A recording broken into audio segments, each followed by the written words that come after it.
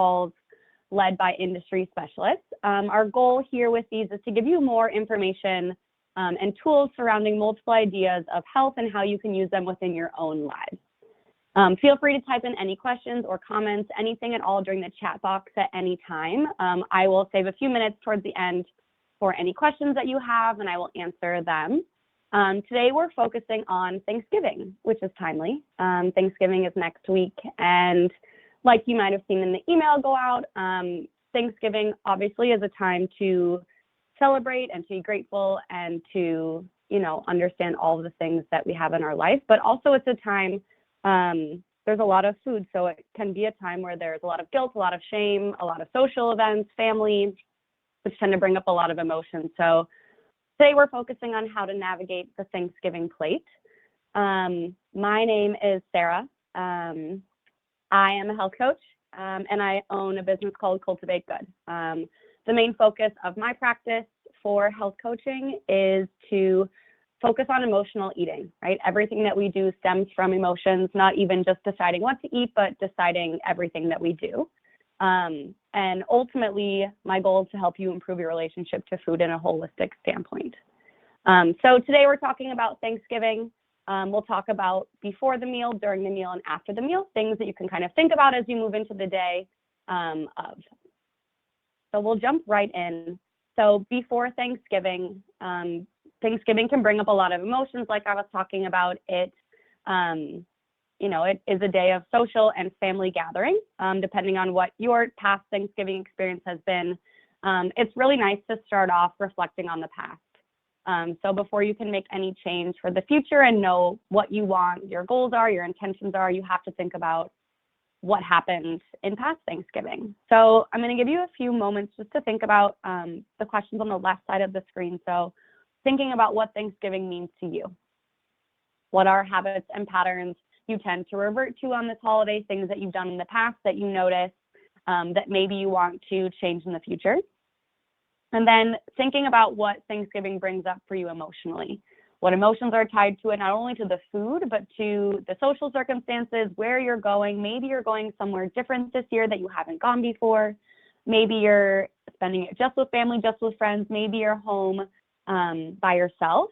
So I'm going to give you a few moments. Just think about these questions and reflect on, if you have pen and paper or you're on your computer, feel free to write down anything that comes up. I'm going to give you a few moments just to think about these, to reflect on the past.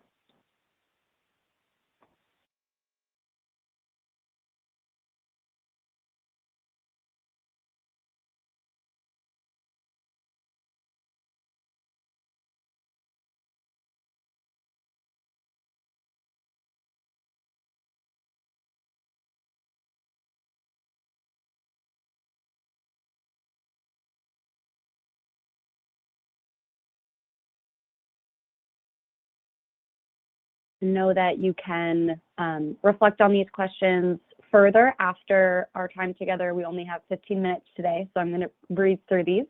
But know that, and I encourage you to take these and to take a few minutes to think about it and really digest what Thanksgiving has looked like for you in the past.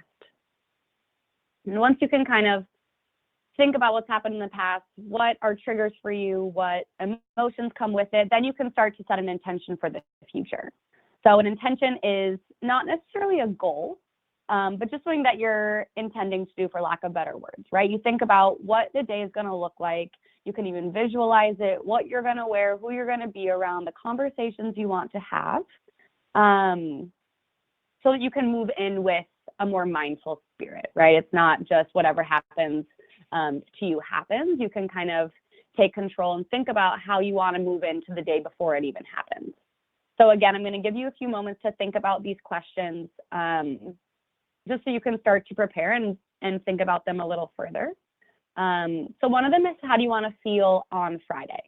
So thinking about what you want to eat, what you want to drink, who you want to talk to, how late you want to stay up, like all of those things are going to play into how you feel on Friday, right? So really thinking about, if you want to wake up energized and refreshed, you want to go on a walk with your family, what does that mean that you need to do on Thursday? What type of attitude or mood do you want to bring to the experience on Thursday? When you look back on Thursday and think about, how you spent your time, what you ate, who you were with.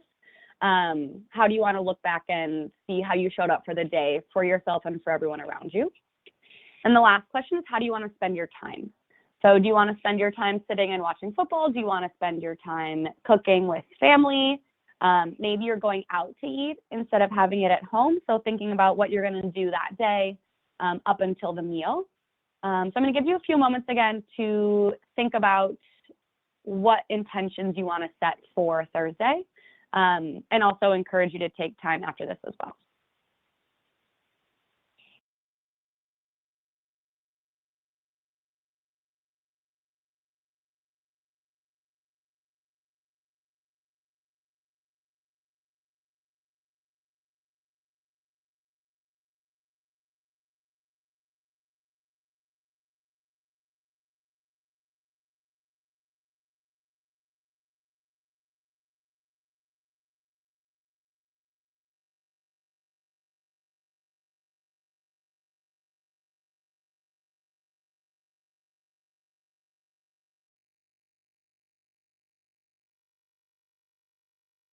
All right, and I'm going to stop you there in your thoughts. So again, before Thanksgiving, obviously we have from now until next Thursday. So I really encourage you to come back to these questions so that you can show up on, a major holiday, on a day where family comes together, and kind of think about how you want to show up for that day.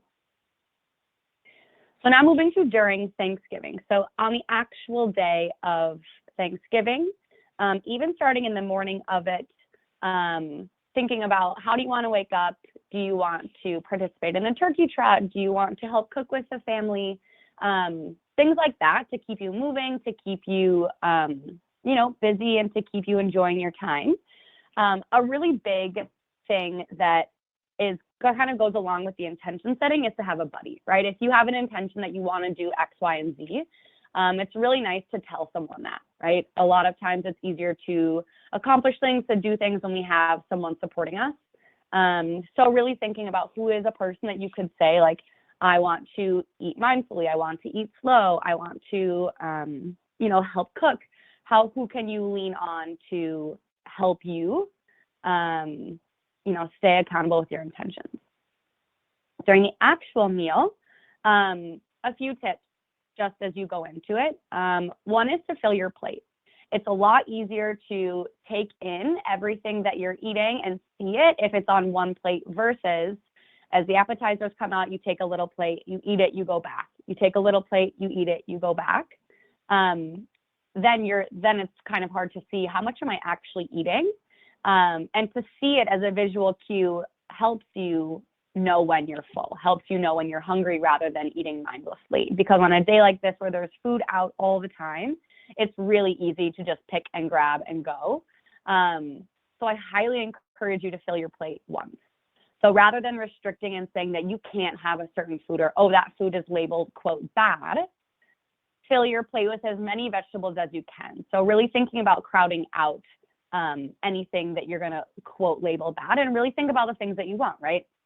Fill your plate with as many vegetables as you can, and let that be the base of your meal. And then use the leftover room on your plate for anything else that you want. It's a day to give thanks and to celebrate you and your body and your family and your friends and the life that you have. So do that with your food. Do that with the time that you spend. And then after you're done with your plate, then you can think about, am I still hungry or not? And once you have your plate filled, you look at it, it looks great, you're excited to eat it. Then sometimes we get the excitement where it's like, oh my gosh, I'm so excited to eat. And then you eat it in 5 seconds. But then it's hard to actually enjoy the food if you're scarfing it down as fast as you possibly can. So the next tip when it comes to the actual meal is to enjoy your food, to mindfully eat, which means to eat slow, to actually chew your food and taste the textures and to let your body tell you when it's full. It's really interesting to watch how quickly your family and friends eat. Just as like a little experiment without them knowing. You can see how quickly they eat. You'd be surprised how quickly we as a society eat. So you can set an example by eating slowly, chewing your food till it's almost liquid, and really just enjoy your food. And the last tip is to honor your hunger. So your body is hard at work digesting your food while you're eating. So as you mindfully eat and you're eating slow, it's going to be easier to tell when you're starting to get full and when your body is kind of reaching its max with how much it can hold at the moment. So whenever you get that feeling, I just recommend that you take a breath. No one can tell that you're taking a deep breath, but just put your fork down in between your bites, take your time, and honor that you're full, and know that that's okay, and that eventually you'll be hungry again later. And then you can honor that again when you are hungry. So that's during Thanksgiving, the actual meal. And then let's talk about after Thanksgiving. So coming full circle with this holiday by reflecting on your decisions, how you spent your time, and how you're feeling now, which would be on Friday. So you start with before the meal, thinking about how it's gone in the past, what you want to happen during the actual day. Then you're in Thanksgiving, you're mindfully eating, you're spending your time with loved ones, you're enjoying your time, more or less. And then it's really nice afterwards to just take a few minutes, whether it's in your head, on paper, on your computer, or your phone, to just reflect and know that we're always going to be a work in progress. And just to think about, what were the decisions that you made? How did you feel about the decisions that you made? Were there any conversations that you really enjoyed having? And then again, you take what you learned here into future social situations, because Thanksgiving is not just one isolated event. There are other situations like holiday parties as we move into that season. There are things like other future holidays, social gatherings, and just life in general. These are all tips that you can take when you go out to dinner with friends, when you go out to dinner with a loved one.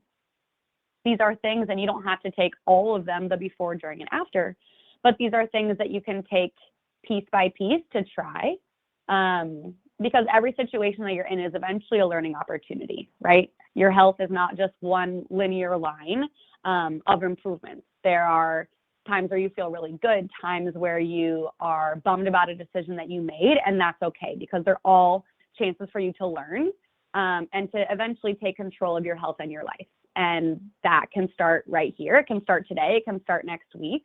But again, ultimately, that's up to you. And that's it. Thank you so much for listening. I'm going to save a few of our last minutes for any questions. But if you have any additional questions outside of this, my contact information is here, as well as my website if you have any other questions. But any questions, type them in the chat. I will respond to them. Otherwise, you are free to go. And I hopefully will talk to you soon. See you soon.